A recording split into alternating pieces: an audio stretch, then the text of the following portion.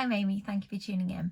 In this video I'm going to talk about books that I'm really excited about that are coming out from June to the end of this year, and the reason for that is that my proofs have arrived, so I'm thinking about books that are coming out later in the year, like my own.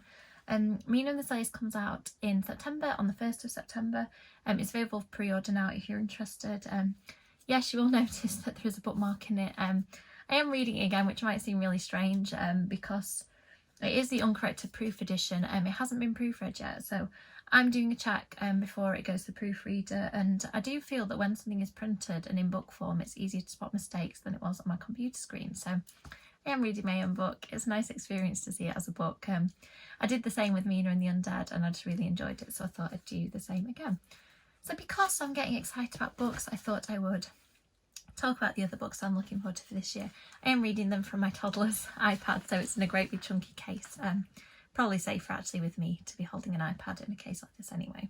So the books that are coming out in June that I'm excited about, first we've got Glorious Poison, which is the third book in the Battalion of the Dead series, by Kat Dunn. I really enjoyed the first two books in this series. They are fantastical books that are very action driven. There are some amazing romances, characters I absolutely love. I haven't actually read the blurb for this one, so I'll read it to you now, and it'll be the first for me too. The daring and dramatic conclusion to Kat Dunn's epic 18th century French Revolution trilogy with lashings of lust, love, sacrifice, betrayal and horror. How can you hear that and not want to read on? Robespierre, oh my gosh, I don't know how to pronounce that. Robespierre is dead. The reign of terror is over. As royalist strength grows, the Duke de L'Aubespine plots a coup that will consign the revolution to history. With Olympe in his clutches, he believes nothing can stop him, but he is reckoned without the intrepid battalion of the dead. Reunited in Paris, Ada is poised for action, but if she plays her hand too soon, everything she sacrificed to gain his trust will be lost. Meanwhile, an unlikely alliance with an old enemy might be Camille's only option to save Olympe and to stop the Duke in his tracks. The glittering and macabre Bal de Victime and the eerie catacombs make the perfect backdrop for the final episode of Battalion's Tale. I love the catacombs in Paris. So that is going to be really exciting for me. I'm really looking forward to that book. Next up, so that was the only one in June. Next up we have July titles. Tag You're Dead by Catherine Foxfield. Anybody who's watched my videos will know that I'm a huge Catherine Foxfield fan. Tag You're Dead comes out on the 7th of July. And if you haven't read any of Catherine's books before, they are very exciting. I'd call them horror thrillers because I think they have elements of both. They tread the line often between supernatural and realistic horror. And I just think they're really fun, really well written. So let's see what it says about this one. The best-selling author of Good Girls Die First and It Is Behind You is back with an entertaining, high-octane and read in a single-sitting new thriller. When teen reality star Anton Fraser unveils his latest stunt, a live-streamed citywide game of tag in which the prize is to be one of his live-in acolytes, his fans go wild. The whole world is watching. The contestants are kitted out with body cams, GPS trackers and pressure sensors that, if activated by a computer, will send them out of the running. They venture into nighttime London to hunt each other down. 4 contestants in particular have alternative motives for being there, secret reasons to want to win despite the risk. Money, revenge, obsession and fame. And one of them will stop at nothing to be the victor at the end of this adrenaline and fear-fueled night. It's The Bachelor meets One of Us is Lying, perfect for fans of Holly Jackson and Karen McManus, knife-edge tension and twists you won't see coming. I can attest that is true for Catherine's other books. I'm sure it will be for this one as well. Very exciting. The next book on the list is Her Dark Wings by Melinda Salisbury. I absolutely love Melinda Salisbury's writing. It's a while since I've read one of her books, so I'm really, really looking forward to this one. And the blurb says, Her Dark Wings is a potent, passionate modern-day take on the Persephone myth. On an island near the entrance to the underworld, Corey and Bree's friendship has always been unbreakable, or so Corey thought, until Bree betrays her in the worst way possible, and then Bree's sudden death leaves Corey heartbroken and furious. But the underworld calls to Corey too. Enraptured by the passionate furies, she's taken to the realm of a god who is unyielding, cold and irritatingly arrogant. It will change her because the more she learns about herself, the more Corey's own power stirs. But can she resist her darkness within? That sounds so good. I absolutely love retelling. I'm very interested in it being a modern retelling because I think the ones that I've read quite often have got that sort of historical fantasy feel. So that sounds really, really good. So the next up we've got The King is Dead by Benjamin Dean. I believe this is his YA debut. He's the author of some amazing middle grade books that I know are really, really popular. And this one just sounds brilliant. The cover on it says, "Long live the scandal." Already I'm obsessed. Gossip Girl, but make it royal. A black LGBTQ plus royal reimagining full of scandalous secrets, rollercoaster romances, and one hell of a mystery. James has been a prince all his life, and since he was born, he's been thrust into the spotlight as the first black heir to the throne. But when his father dies unexpectedly, James is crowned king at the tender age of 17, and his life irrevocably changes. When James's boyfriend suddenly goes missing, threatening envelopes appear in the palace, and gossip and scandals that only he knows are leaked to the public. As the anonymous informant continues to expose every last skeleton in the royal closet, James realises even those in his inner circle can't be trusted. # long live the scandal. That sounds so good, so fun. I really would love to try and get an early copy of that. If not, I'll satisfy for reading it on the 7th of July, probably the second it comes out. Next we have Sade and Her Shadow Beasts by Rachel Faccirotti. I hope I pronounced Sade right, looking at the accent on the E. This book I read a very, very early version of as a critique partner for Rachel, and I thought it was fantastic. Rachel's writing is very, I don't know, I feel like it's quite rooted in magical realism. It's very evocative of character and place. She's also got a young adult book coming out, which I'll talk about in a little while, but I'm really excited about this one, and the cover is beautiful. And I think that the whole book is illustrated as well. This one comes out on also the 7th of July. That's going to be an expensive month. 12-year-old Sade has been escaping to an imaginary world ever since her mum passed away. With its candy floss lilac sky, she goes on endless adventures atop her purple-winged bird Nyx. But soon she discovers that frightening shadow beasts live here too, and they are seeping into the real world. Luckily, when her sister signs her up to an anonymous grief counselling group, Sade finds her anxiety gets better. But then she's asked to perform spoken word in the talent show. The beast won't let her get on stage. Tiger appears with her long sharp claws, Lion with his piercing blue eyes, and Fox stands on his giant hind legs. Will she find the courage to say what she needs to? Can she banish the shadow beast for good? A story about a girl dealing with the death of a parent, with the help of a school support group, and a colourful world only she can see. It's a really beautiful book. Grief isn't a subject that I actually find very easy to read about, and Rachel handles it really well. So I'm excited to see what the finished version of this is like. Next up, we've got books coming out in August. We've got Waking the Witch by Rachel Burge. I really like Rachel Burge's books. I don't know anything about this one, but the title has me super intrigued. It comes out on 18th of August. A darkly spellbinding story of witches, sisterhood and coming of age steeped in Welsh mythology and Arthurian legend. Ivy has spent years looking for her birth mother. When she finally finds her on Bardsey Island, she's shocked by what greets her. According to folklore, the cormorants that fly over the remote Welsh Isle are terrifying witches of Arthurian legend, and they are searching for Ivy. Her mum warned her not to come and stay away from the lighthouse, but now it's too late.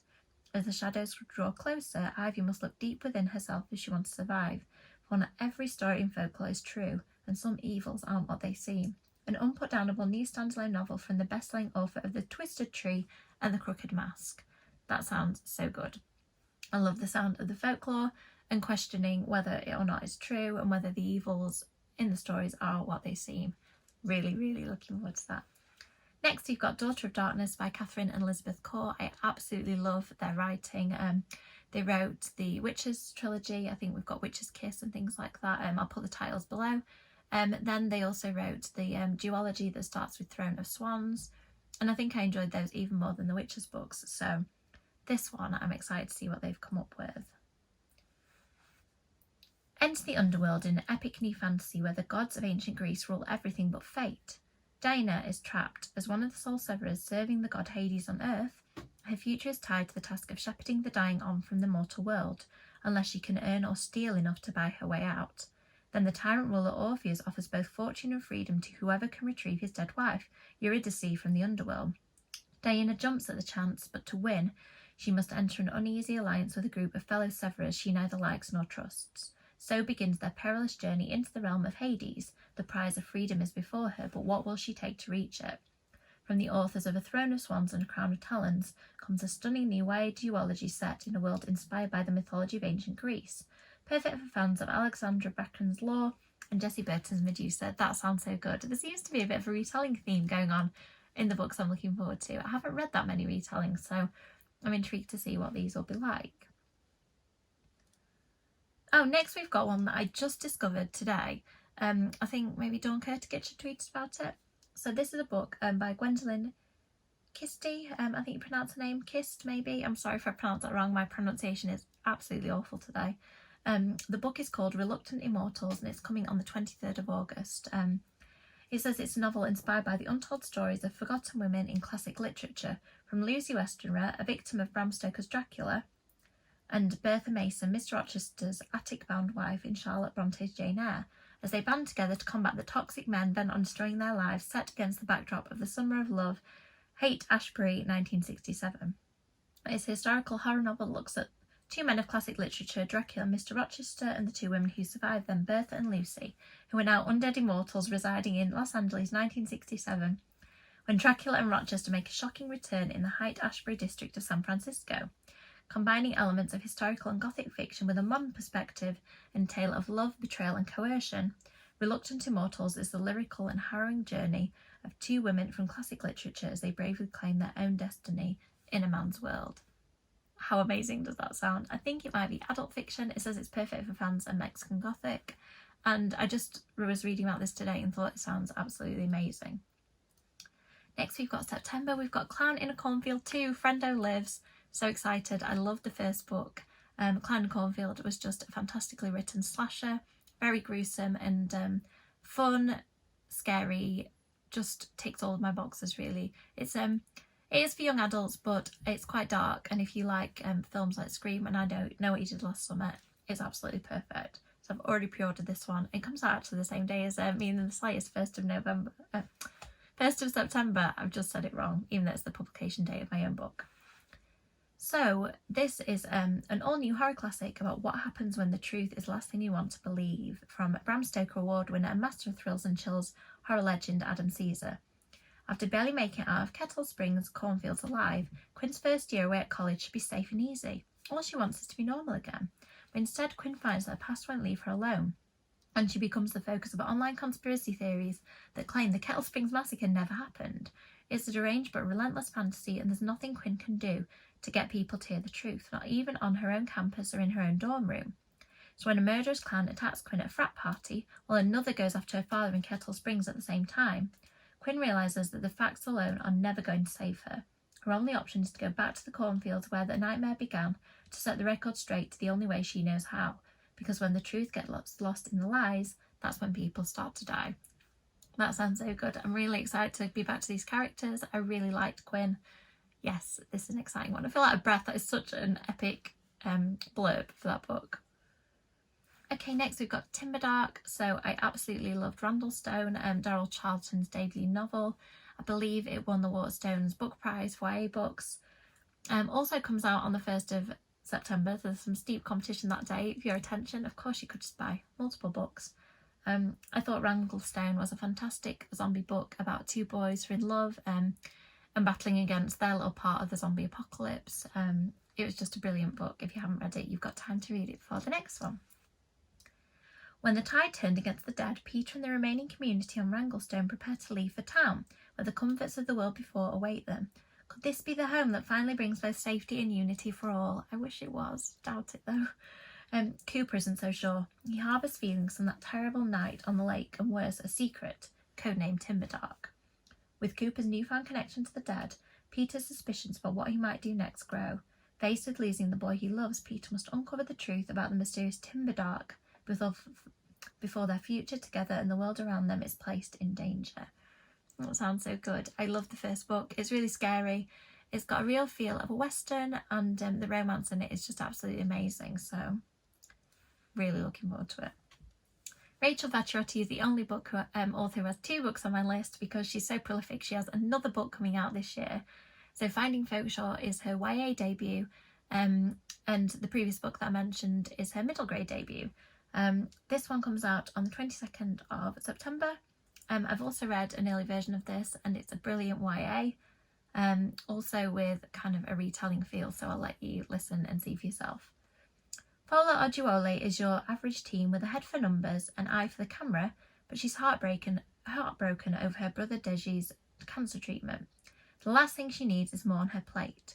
But when she's transported into Folkshaw, a hidden part of London, she finds her plate runneth over. Trapped in this fairy tale land, Fola uncovers the local assembly's deceptive regeneration plans. Torn between escaping and joining the resistance, she must make a crucial choice. If she fails, the community she's come to love could be destroyed forever. It's such a good book. It sounds really similar to the version I read, but I'm looking forward to seeing what has changed since. Up to October, nearly there. So I've already talked about 16 Souls by Rosie Talbot, how much I liked it, but I think it warrants another mention. This one comes out on the 6th of October, and it's set in Haunted York. I feel like I don't need to tell you any more than that, apart from reading the blurb. In Haunted York, even the dead have something to fear. 16-year-old Charlie has problems. He's the seer of spirits in York, the most haunted city in Europe, and all his friends are ghosts. His sisters have glittered his prosthesis again, and his crush is dating someone new. On top of that, famous spirits are mysteriously vanishing from York's alleys and snickleways. Charlie is determined to stay out of it, but Sam, the irritating new seer in town, expects him to track down who or what is responsible and uncover the dark purpose behind the disappearances. When a ghost Charlie is indebted to also vanishes, he has no choice but to face the shadows and his growing feelings for Sam. The boys must be willing to risk it all to save York's spirits because their adversary will stop at nothing to complete their devastating plan. Afterlives are at stake and Charlie is running out of time. With echoes of Anna Dressed in Blood, The Fell of Dark and Cemetery Boys, Rosie Talbot's debut is an irrefutable must-have for all YA bookshelves. Agreed. It is really well written, very creepy and atmospheric. If you have ever been to York or long to visit York, it will give you that perfect feel of what the city is like. And as it alludes, as it hints at in the blurb, the romance is excellent as well. Next, we have got Big Bad Me, which is a YA debut by Aileen O'Loughlin. I've been really lucky to get an early copy of this. I've just started reading it. It is so good. It comes out on the 13th of October, and I'll share the synopsis with you. Evie Wilder is living a very normal life, except for the fact that her mum has gone missing. She's just found out she's a werewolf. She and her sister have to go into hiding from supernatural beings, and there's not a single helpful vampire slayer to be found. With the help of Kevin, the dorky hot teenage manager of the guest house where Evie and Kate go to lie low, Evie begins to learn to harness her wolfish abilities. But there's something a bit odd about Kevin that Evie can't put her finger on. Meanwhile, reports of animal attacks are increasing, local teenagers have started to go missing, and Evie's about to find herself at the centre of a supernatural showdown. It is so fun, it's really well written. I like the fact it's the story of sisters, so you get both sisters' perspectives, and it's just written very much in the style of Buffy the Vampire Slayer with fun dialogue. It's kind of real life issues alongside supernatural ones, and I think that it's going to be a new favourite. I'm really enjoying it, and as I said, I've just started reading, so hopefully I'll read it either this month or next. Finally, we jump to December, and we've got 9 Liars, which is the next Truly Devious book. I absolutely love these books by Maureen Johnson, and this one's set in the 90s, which is when I also set my books, and a period that I feel very nostalgic about because I was a teenager in the 90s, so I'm really looking forward to this. Stevie Bell solved the case of Truly Devious, and now she's taking her detecting skills abroad when she becomes embroiled in a mystery from 1990s England. Senior year at Ellingham Academy for Stevie Bell isn't going well. Her boyfriend David is studying in London, her friends are obsessed with college applications. With the cold case of the century solved, Stevie is adrift. There's nothing to distract her from the questions pinging around her brain, questions about college, love and life in general. Relief comes when David invites Stevie and her friends to join him for study abroad, and his new friend Izzy introduces her to a double murder cold case. In 1995, 9 friends from Cambridge University went to a country house and played a drunken game of hide and seek. 2 were found in the woodshed the next day murdered with an axe. The case was assumed to be a burglary gone wrong, but one of the remaining 7 saw something she can't explain. This was no break-in. Somebody is lying about what happened in the woodshed. How good does that sound? My book was also set in 1995, so I feel like that's a period that I know really well, and I was a tween then, probably not quite a teen. So I'm really looking forward to this one, and it comes out, I think I said December, yes, so perfect read for Christmas. Get all cosy when it's cold and miserable. So that is it, my most anticipated releases for the rest of the year. I'm sure I've missed some, and the second I start recording I'll remember about 10 books. I'll probably do a post if there are any that I've forgotten. Thank you so much for watching. As always, likes and subscribes are really appreciated. I hope you've enjoyed that little insight into some books that are upcoming that I'm excited about. So thank you, bye.